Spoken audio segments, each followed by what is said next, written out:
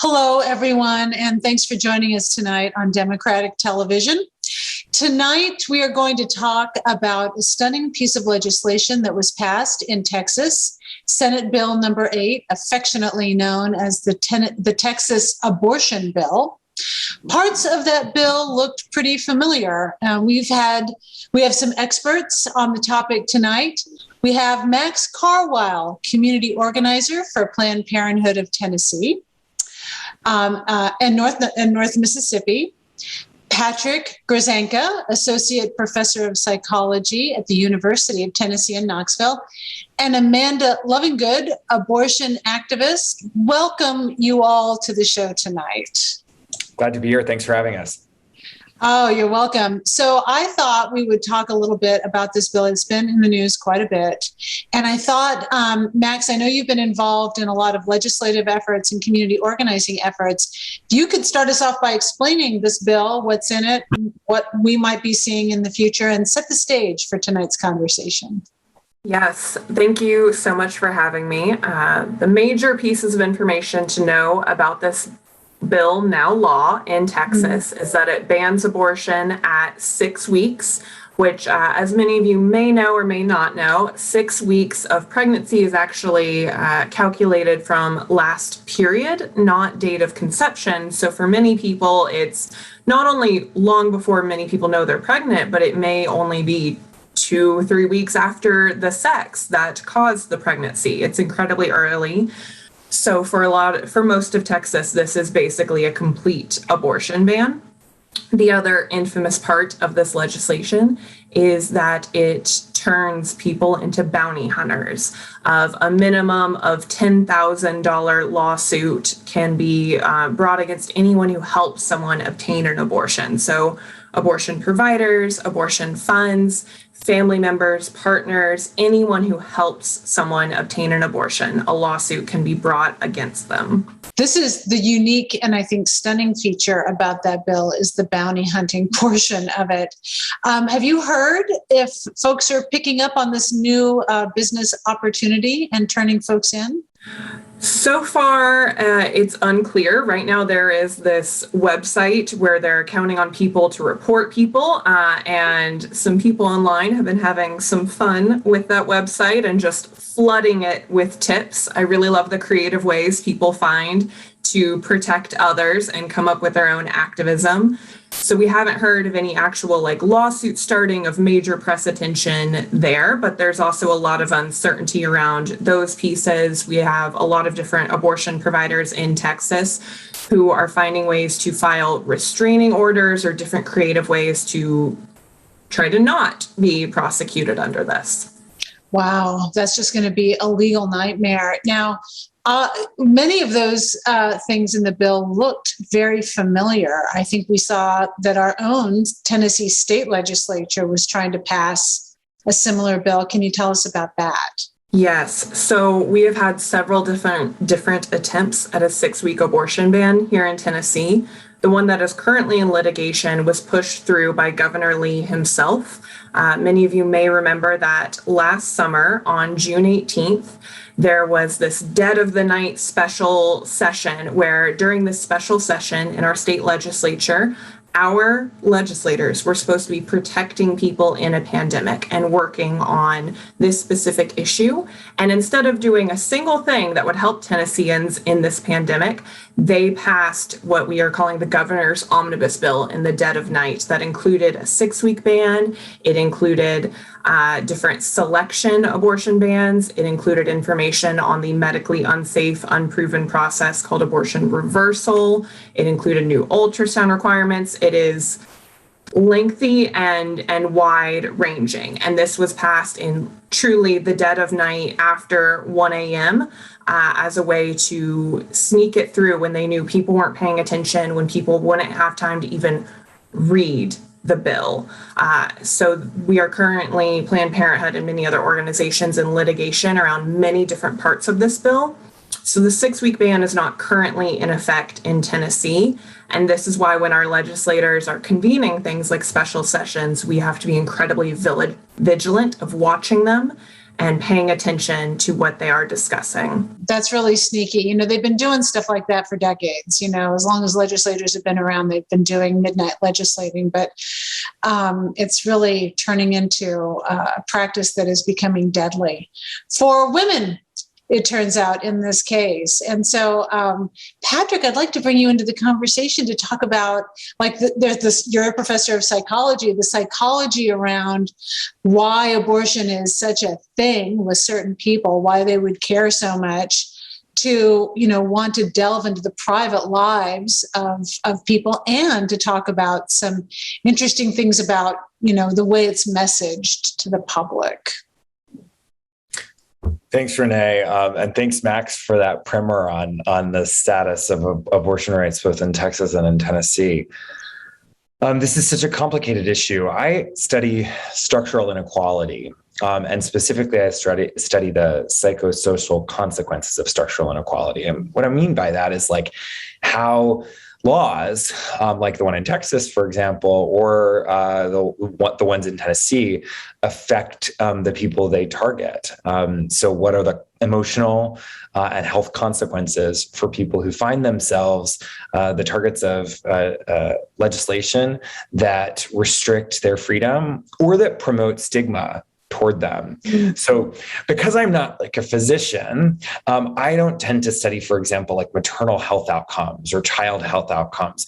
I study the effects of the stigma that laws like this have on people who are targeted by them. And while abortion stigma is unique in some ways, on a fundamental level, stigmatizing processes work similarly across all social groups. There's kind of a fundamental form of stigma, and that is that the stigmatized experience it in ways that affect their health and well-being because they face a kind of constant creeping discrimination in their everyday lives, even if, for example, a person is not actively having their choices impeded by an abortion ban, for example. Mm-hmm. So what we see, for example, is that before the Obergefell decision from the Supreme Court that legalized same-sex marriage across the United States, we could do population-level analyses that showed that sexual minorities, lesbian, gay, bisexual people living in states that had marriage bans had worse mental and physical health outcomes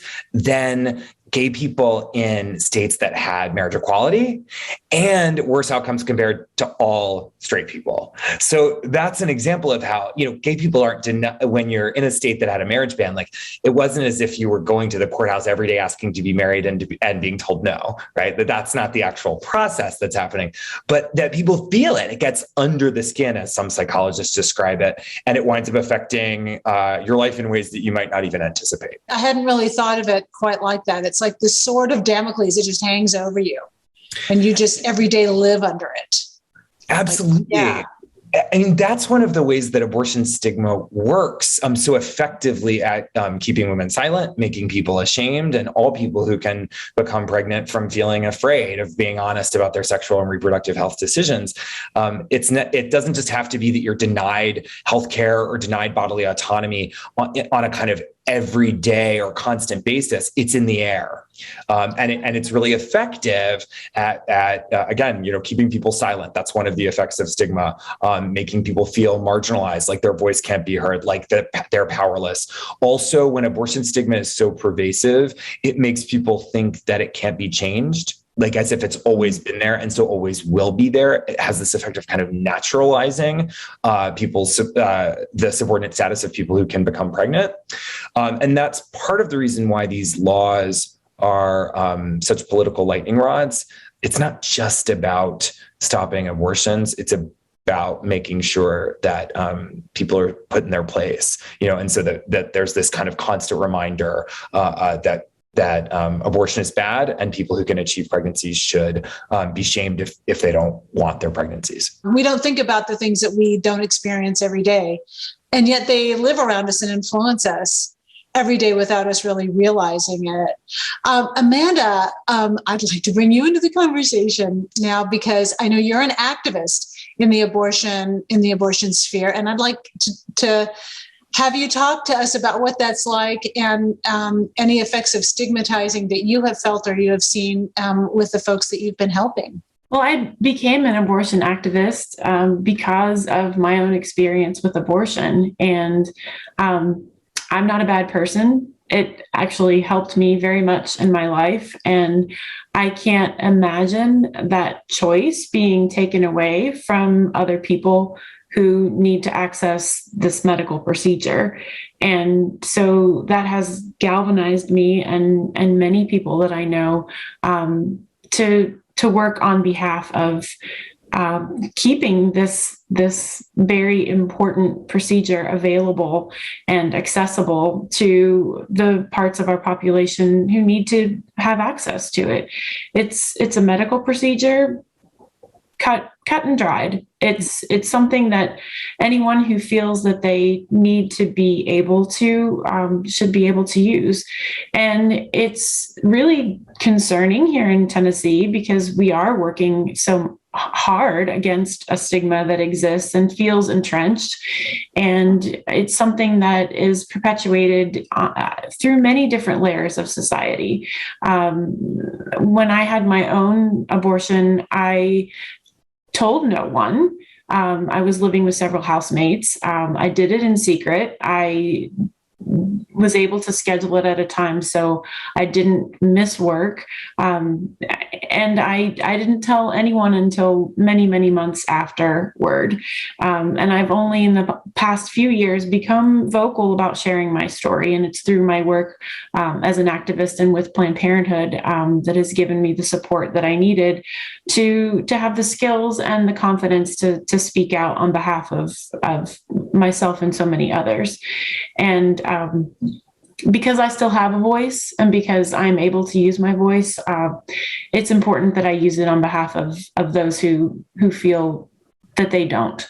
And so I will continue to speak up. And I will continue to do whatever I can, whether it's calling my senator at 1 o'clock in the morning to complain about what I've just learned has passed in the dead of night, or if it's getting people ready to what's going to happen in Tennessee in January. I mean, we can fully expect that our legislature will be working their darndest to pass a similar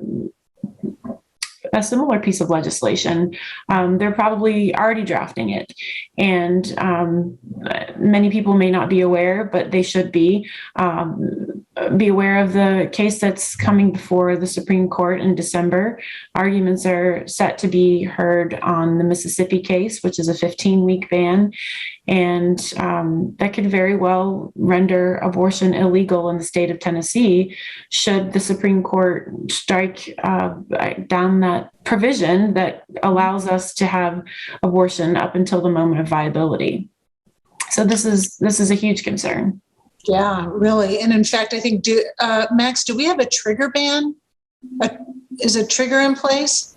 Yes, and that's exactly what Amanda was referring to. Yeah. In Tennessee in 2019, it became law that if Roe v. Wade is overturned in whole or in part, 30 days later, abortion is illegal in the state of Tennessee with no exceptions under any circumstances. So the Supreme Court, by hearing this 15-week abortion ban, there are a few different outcomes on how they could decide, and several of those outcomes could lead to Roe v. Wade being overturned in part by allowing a pre-viability abortion ban.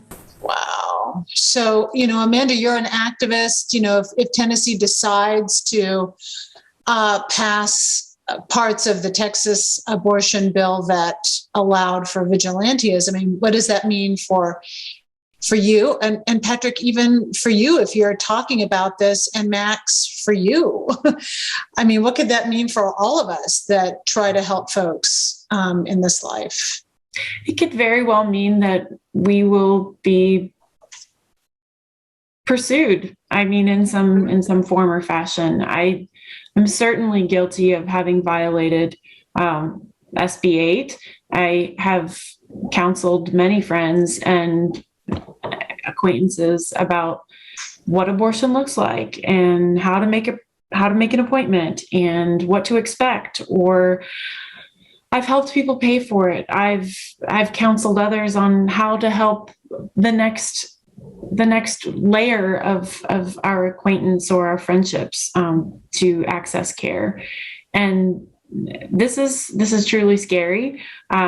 We all need to become very familiar with our abortion funds. Mountain Access Brigade is a great one here in East Tennessee. We need to support them with our time and our money, and we need to work on behalf of everyone to try to preserve this right. It is a right, plain and simple. Yeah, and to go off that, as scary as these lawsuits, this whole bounty hunter idea is for those of us who care about people who have abortions, which is actually everyone. Just by the way, 1 in 4 cisgender women in the United States will have an abortion. Everyone will love someone who's had an abortion in their life, whether or not they know it. This is especially terrifying for people who do need abortion care. We know that for those who are wealthy, and especially for white people, this will not affect them that much. I've done a lot of research and organizing with people who had abortions prior to Roe v. Wade, and I have spoken to many wealthy white women who were able to just get on a plane and go somewhere where it was safe. The people who will be most affected by this in Texas, and if this happens in Tennessee, are low-income people, and especially people of color, people who are already affected by systemic oppression, barriers to healthcare access, barriers to being able to take off work, to get lodging, to get childcare, to travel in order to obtain an abortion, as well as other people who are already marginalized and have trouble accessing reproductive care, like non-binary and trans individuals who do need abortion care. And that's why, to echo what Amanda said, the work of Mountain Access Brigade and abortion funds is critically important. There's a lot of us here in the South. It's felt like a countdown till Roe v. Wade falls for a few years, and they have been preparing. It's why organizations like Mountain Access Brigade that talk about self-managed abortion and how to order abortion pills on the internet are going to become critically important infrastructure that we all need to be aware of and support. We can get through this crisis together and help people, but only if we abandon individualistic ideas of what community and support looks like and think about how we band together, how we protect each other. And that means we don't try to file $10,000 lawsuits against our neighbors. And it means that we support our organizations and we band together. In my life as a private citizen and as an advocate, an activist, and in my work as a social scientist, I so often hear defenses of laws restricting abortion access that sound something like, this is about protecting women, or this is about protecting children. And what's so interesting about that, first of all, is that I think most of the time when that's said, it's deeply disingenuous. It's about controlling women, period, or controlling the bodies and lives of anyone who can become pregnant. But also, even when that intention is earnest or made in good faith, the science just isn't there at all to support the argument that restricting abortion access makes life better or safer for women or children. So, for example, just a couple of things directly from the APA, the American Psychological Association. This is scientific consensus that women who are denied an abortion are more likely to initially experience higher levels of anxiety, lower life satisfaction, and lower self-esteem compared with women who received an abortion. And on the other hand, unwanted pregnancy or unplanned pregnancy has been associated with deficits to the subsequent child's cognitive, emotional, and social processes. Children who are born as a result of an unwanted pregnancy are more likely to experience negative long-term outcomes in adulthood, such as increased likelihood of engaging with the criminal justice system, dependency on public assistance, or having unstable relationships, as well as being involved in intimate partner violence. So these are all things that we can, I think, broadly agree we don't want for children and that we don't want for people who can become pregnant. And yet we know that restricting abortion access produces these very outcomes. So I do find it both like sort of personally tiresome, but scientifically deeply objectionable to advocate for restricting abortion access by using the idea that less abortion makes women and children safer. And as Max notes, we also know from sociology, from demography, that restricting abortion doesn't minimize the number of abortions that are had. What it does is minimize the number of safe abortions that occur. It limits the number of safe abortions and it increases the number of unsafe ones. And we observe this, by the way, not just in the United States, but globally. Okay, countries that have greater access to legal abortion have safer abortions, and countries where abortion access is more restricted mean that more people are having deeply unsafe and potentially deadly abortions. Wow. I mean, we're going to go back to the time, when people were using coat hangers again, out of desperation. For years, I'm sorry to say that in my lifetime, I will have seen the passage and maybe the denial of the right to an abortion. And it's deeply troubling because, I'm not that old. And so for it to come and go so quickly in a generation, basically, is really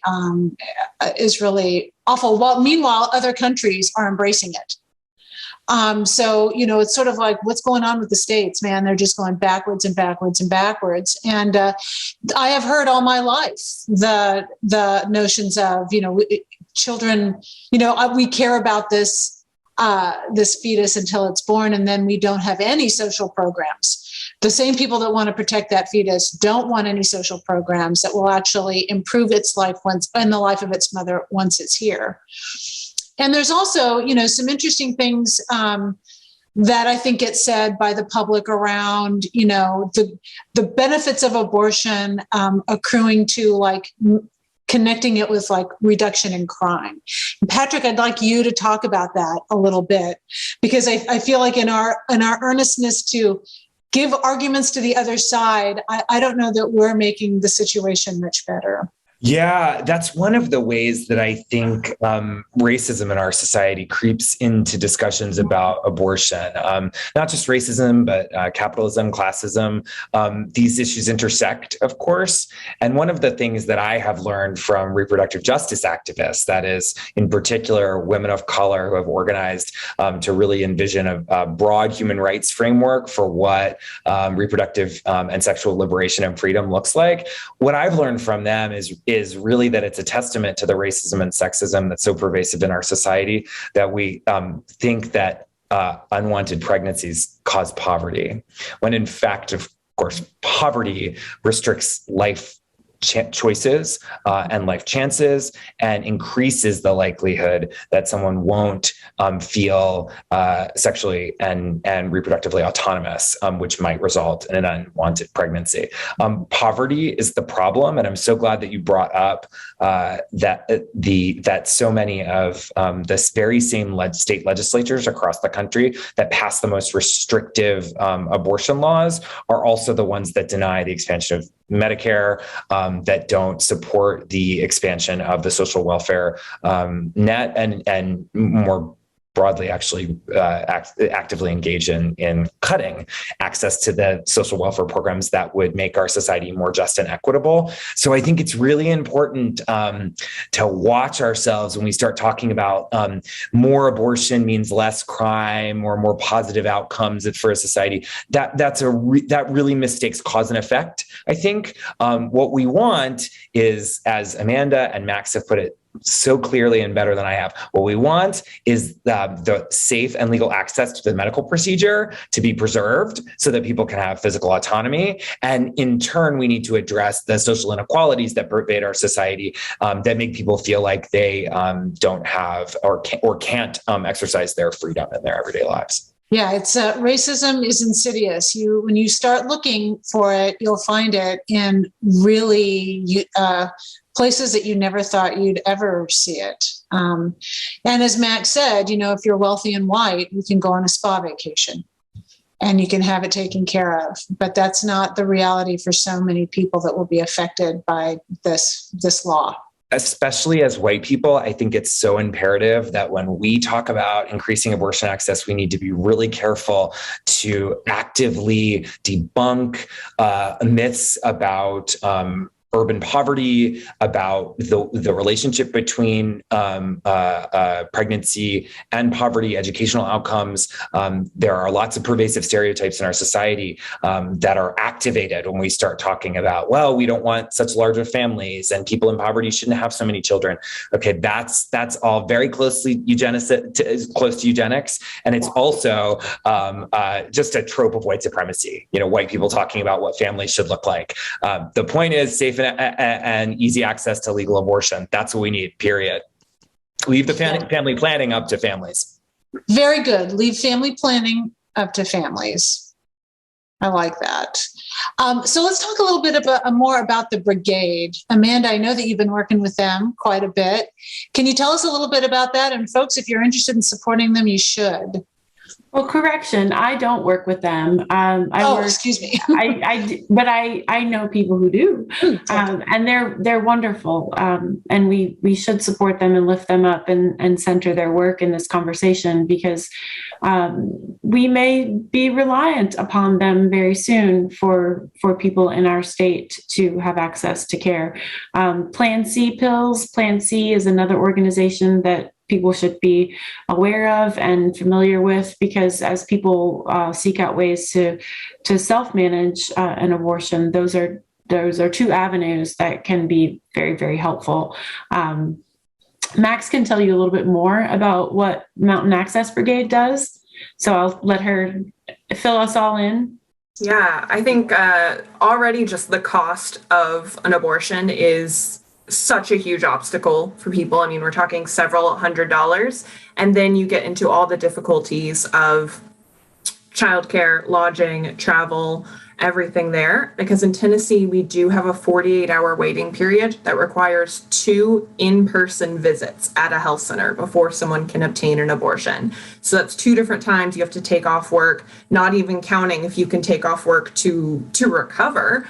That is, if you need to travel from far away, because there are so many states around us that only have 1 or 2 health centers in the entire state providing abortions. We also know that 59% of all people in the U.S. who have an abortion have already given birth at least once. So childcare is a huge obstacle to how somebody can obtain an abortion, because you can't bring your kid with you. So all of these things go into how abortion is so much more difficult to access than people understand, and why supporting Mountain Access Brigade, who are available, they've got a website, Facebook, Instagram, look them up, is critically important. Great. Well, I think that's all the time we have tonight, and I think we could go on and on. I want to thank you all for getting on the show tonight. And we just live in such crazy times. I am so glad to know that the 3 of you are working to protect the reproductive rights of people in Tennessee and the country. Thank you so much. And everybody watching, be sure to look up the Mountain Access Brigade. Mountain Access Brigade. And if you want to know more about how to take action in an advocacy way, look up Tennessee Advocates for Planned Parenthood. Yes. And give them your money. Don't forget to vote. Election Day is November 2nd. Thank you.